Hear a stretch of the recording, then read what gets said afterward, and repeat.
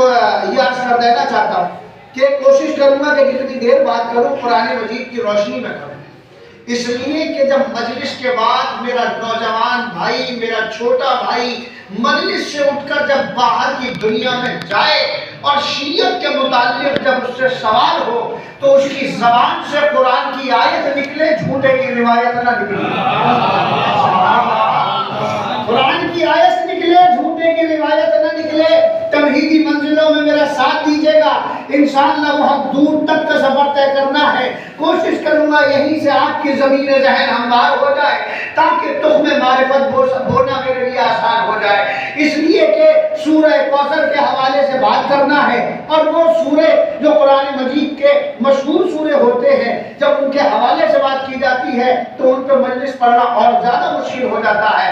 उसकी वजह यह है कि हमें वो सब सुनाना है कि जो आपने अब तक शायद के बुजुर्ग उलमा के जरिए ना पहुंचाओ, इसलिए कि तालिब इल्म के हवाले से जो कुछ नई मेहनत है, क्योंकि देखिए वाक़यात सब वही होते हैं, कुरान मजीद की आयत क़यामत तक वही होगी, बस नतीजे थोड़े से बदल जाते हैं, नतीजे थोड़े से अलग हो जाते हैं। कोशिश करूंगा कि आप हज़रात तक पहुंचाऊं।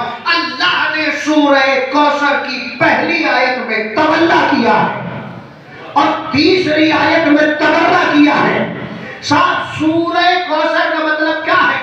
सूरह कौसर अल्लाह कह रहा है कि हमने फातिमा अता की, फातिमा अता की। साथ सूरह कौसर कुरान मजीद का ऐसा सूरा कि जो छोटा जरूर है लेकिन फजीलतों में सबसे बड़ा है। सलामत है, सलामत है। वही कुरान मजीद का वो सूरा जो सबसे छोटा है लेकिन फजीलतों में सबसे बड़ा है। अब कोई एतराज कर सकता है कि कुरान मजीद का सबसे छोटा है, फजीलतों में बड़ा कैसे हो गया?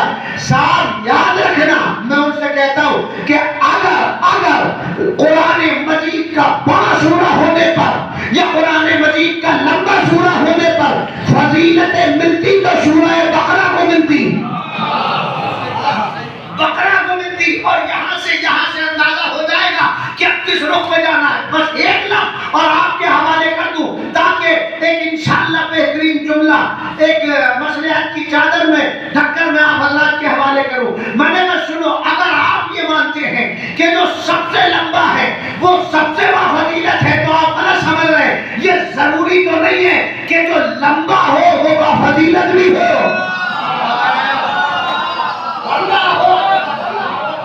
ये जरूरी तो नहीं है, जरूरी तो नहीं है कि जो लंबा हो वो फजीलतों का हामिल भी हो।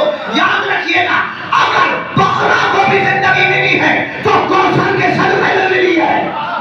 क्या जुमला है ये? अगर बकरा को भी जिंदगी मिली है तो कौसर के सदक़े में मिली है। और याद रखिएगा, फकत सूरह कौसर ने बकरा को जिंदगी नहीं दी है बल्कि मुकम्मल कुरान को जिंदगी दी है।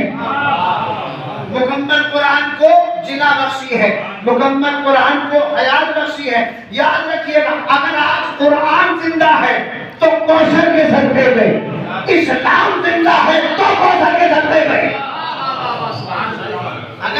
अगर कुरान जिंदा है तो कौसर के सदक़े में, इस्लाम जिंदा है तो कौसर के सदक़े में। बस एक ही फर्क है, एक ही फर्क है। और वो फर्क ये है कि सूरह कौसर ने कुरान बचाया है। बहुत आहिस्ता से बोलना है। सूरह कौसर ने कुरान बचाया है, वारिसे कौसर ने इस्लाम बचाया है। सूरह कौसर ने कुरान बचाया और वारिसे कौसर ने इस्लाम बचाया।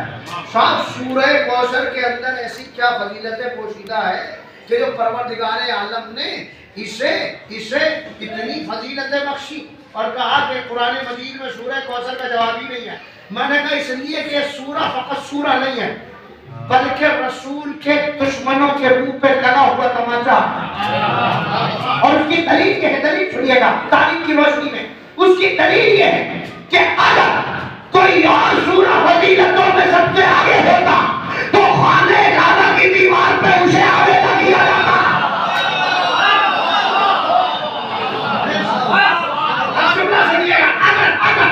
अगर कोई और कुरान मजीद का सूरा अफजल होता तो वो खाने काबा की दीवार पे आवेदन किया जाता। लेकिन परवरदिगार आलम ने 113 सूरत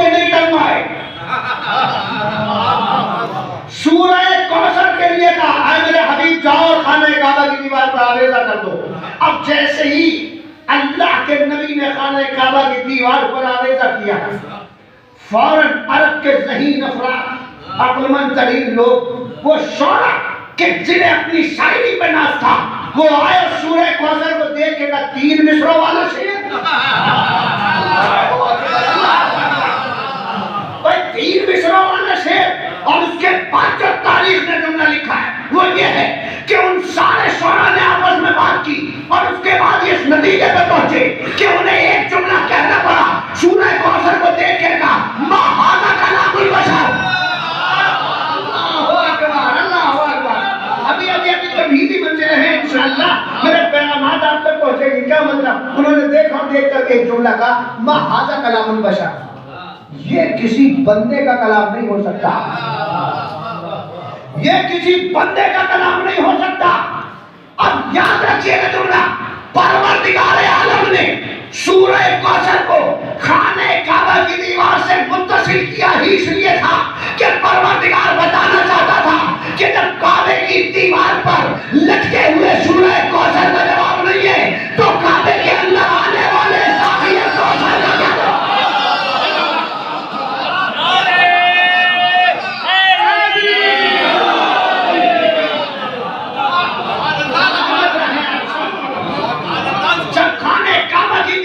लटके हुए सूरह कौसर का जवाब नहीं है तो काबे के अंदर आने वाले साखी कौसर का क्या जवाब है? याद रखिएगा। अरे अरे जब खामोश कुरान का ये आलम है तो अली जैसे कुरान नातिक का क्या आलम है?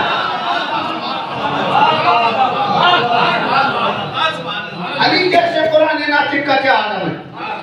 जाओ मेरे हबीब ले जाओ। 2 एतराज हुए पैगंबर पर। पहला एतराज ये कि आप अब्तर हैं और दूसरा एतराज ये कि जो कुरान है ये रसूल की तरफ से। देखिए हो सकता है कि मुसलसल चूंकि क़ज़ाए फ़ातिमिया का ज़माना है, इसमें तालिब इल्म की चंद मसरूफियात रही, उसकी वजह से सफ़र और मुसलसल पढ़ने की वजह से मुमकिन है कि मेरी आवाज़ गिरफ्ता हो और जो हक़ है इस जिक्र का वो मैं अदा ना कर पाऊँ। लेकिन एक बात ज़रूर अर्ज़ करूँगा, मैं ये कहने में हक़ बचानी है कि मेरी आवाज़ गिरफ्ता हो सकती है लेकिन मेरा अक़ीदा गिरफ्ता नहीं है। हाँ, अगर बात पहुँचे तो एक आहंग जो है जनाब फातिमा के जिक्र का वो नजर आ जाना चाहिए। साहब वो क्या है? वो ये है कि जनाब फातिमा उन अज़मतों की मलिका को कहा जाता है कि जिसके लिए अल्लाह ने सूरह कौसर को नाज़िल किया। साहब 2 एतराज़ हुए ना रसूलुल्लाह पर। बहुत आहिस्ता आहिस्ता बातें करने का आदी हूँ और बातें ही बातों में मैं चाहूँगा कि आप तक चंद बातें पहुँच जाएं और वो बातें ऐसी हो कि जब आले मोहम्मद की बातों पर कोई एतराज़ करे तो वो बातें ढाल बन जाएं और दुश्मन के लिए तलवार का काम करें। उन बातों ही बातों में बातें हो जाएंगी। सब वो बातें क्या है? वो बातें ये है कि अल्लाह ने अपने हबीब पर जो एतराज़ हुए, 2 एतराज़, उनके जवाब 2 जगह पे दिए। एक जगह कहा कि हमने तुम्हें कौसर अता किया। अब बात पहुंच गई। अब बहुत बारीक बात है, कोशिश करूंगा कि ये बात आप तक पहुंचा ले जाऊं। वो बात क्या है? कुरान मजीद का जब मैंने मुतालिया करना शुरू किया तो कुरान मजीद की 2 मिजाज की आयतें मुझे मिली।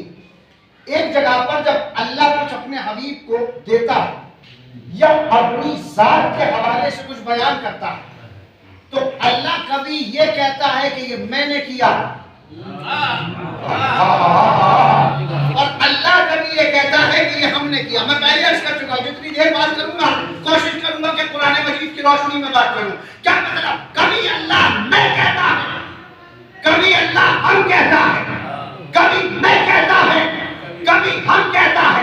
एक आयत मैं वाली पढ़ूंगा, एक आयत हम वाली पढ़ूंगा, उसमें जो रसूल पे एतराज हुआ है वो बात भी क्लियर हो जाएगी। मैं वाली आयत में अल्लाह कह रहा है, अल्लाह कह रहा है जनाब इब्राहीम के लिए, खलील खुदा के लिए। अब पहले से ठीक कर एक सलमान में